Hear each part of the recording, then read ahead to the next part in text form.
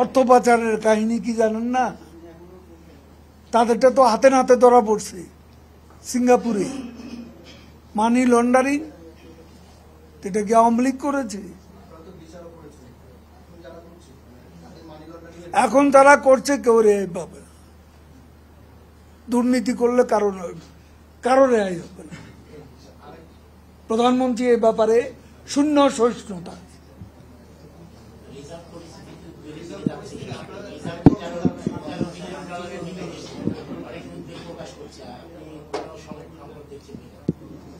কয় billion dollar নিয়ে আমরা স্বাধীনতার পর যাত্রা শুরু করেছি, ডলার ছিল আমাদের। বিএনপি কয় বিলিয়ন ডলার হয়ে গেছে? 3+। তাহলে এখন 19-20 আছে, এটি কম নাকি? এটা আরো বাড়তেও পারে, কারণ আমাদের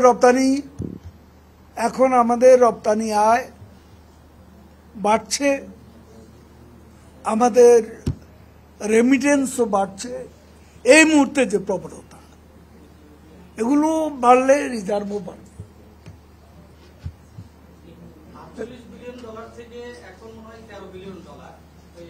কে বললো আপনাকে 13 বিলিয়ন? কোন নিউজে বলছে? হ্যাঁ, আমাদের কাছে হিসাব আছে।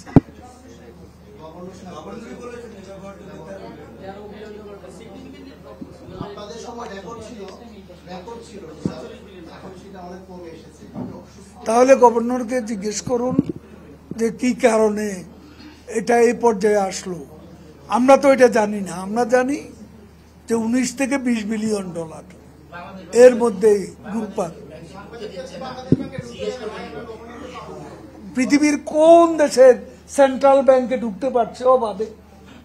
কোন দেশে? ভারতের সেন্ট্রাল ব্যাংকে কি, ফেডারেল ব্যাংকে কি ঢুকতে পারছে কেউ?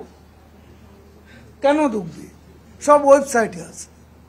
আপনার জানবার বিষয়, আপনি ভিতরে ঢুকবেন কেন?